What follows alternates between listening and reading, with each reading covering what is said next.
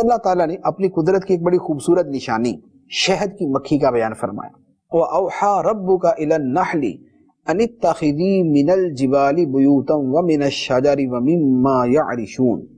اور تمہارے رب نے شہد کی مکھی کے دل میں یہ بات ڈال دی کہ پہاڑوں میں اور درختوں میں اور چھتوں میں گھر بناؤ، پھر ہر قسم کے پھلوں میں سے کھاؤ اور اپنے رب کے بنائے ہوئے نرم اور آسان راستوں پر چلتی رہو.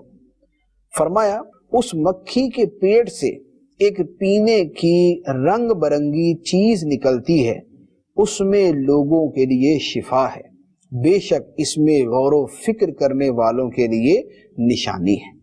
یہاں اللہ تعالیٰ نے بیان فرمایا کہ اللہ تعالیٰ نے شہد کی مکھی کے دل میں یہ بات ڈال دی، یعنی اسے طریقہ سکھا دیا کہ شہد بنانا کیسے ہے. وہ کیا کرے؟ پہاڑوں کے اندر جو ہے وہ گھر بنائے، درختوں کے اندر اپنا گھر بنائے، چھتوں کے اوپر اپنا گھر بنائے اور پھلوں میں سے کھائے، ہر قسم کے پھل کھائے. اور جہاں کہیں بھی ہو، یعنی شہد کی مکھی کیا کرتی ہے، اس کا ایک چھتا تو ایک جگہ ہوتا ہے، اب وہاں سے وہ اپنی غذا کے لیے نکلتی ہے. ایک پورا چھتا نکلا، کوئی مشرق میں گیا، کوئی مغرب میں گیا، کوئی شمال میں گیا، کوئی جنوب میں گیا.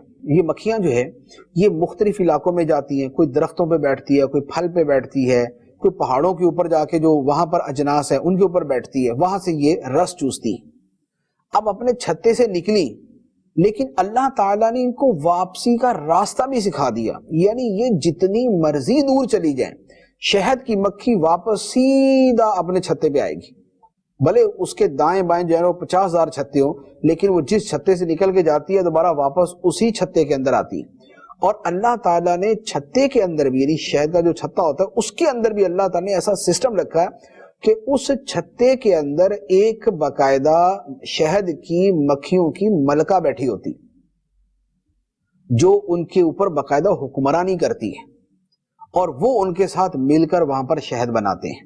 اب یہ شہد ہے کیا؟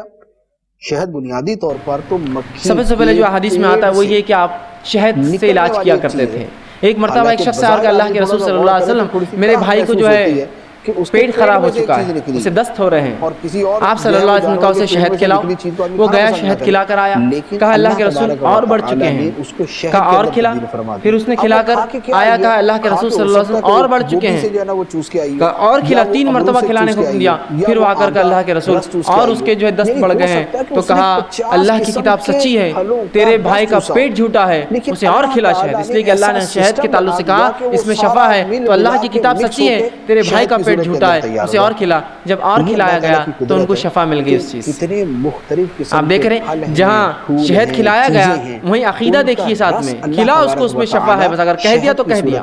یہ نہیں کہ اور عموماً دیکھیں تو شہد کھلانے سے بہت سے لوگوں کے جو ہے دست اور بڑھ جائیں گے، ظاہر تو یہ دکھتا ہے لیکن اس میں شفا ہے، وہ شفا اور فائدہ دیتا ہے. اس لیے کہ کبھی دست کا روکنا درست ہوتا ہے اور کبھی ان کا نکل جانا اچھا ہوتا ہے، تاکہ بیماری جو اندر ہے جراثیم پورے نکل جائے پیخانے کے ذریعے.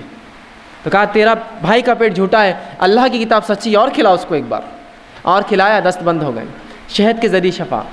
اسی طرح آپ سے بسم اللہ الرحمن الرحیم. جی حکیم عبدالنیم صاحب آج خود اپنی نگرانی میں خالص بیری کے شہد کی کٹوائی کے لیے آئے ہیں فیلڈ میں. یہ آپ کے سامنے ابھی ایک چھتا اتارا ہے، یہ اس چھتے کی دوسری کٹائی ہے. یہ ماشاءاللہ خالص گاڑھا شہد آپ کے سامنے. یہ جو کالے رنگ کا چھتا ہے یہ پہلے تھا، اس کی پہلی کٹائی ہو چکی تھی، اس کے اوپر مچھلیوں نے دوسرا بنایا ہے، اور یہ اس کی کٹائی ماشاءاللہ تقریباً 15-16 کلو شہد جو ہے نا یہ ایک چھتے میں ماشاءاللہ. میرے آقا رحمت دو عالم صلی اللہ علیہ وسلم کو شہد بے حد پسند، اور آپ یعنی ہر موسم میں شہد کا استعمال فرماتے تھے. اگر سردیاں ہوتی تو گرم پانی میں ڈال کے پیتے تھے جیسے ہم چائے پیتے. اگر سردیاں ہوتی تو گرمیاں ہوتی تو شربت بنا کے پیتے تھے، لیکن سارا سال تو لازمی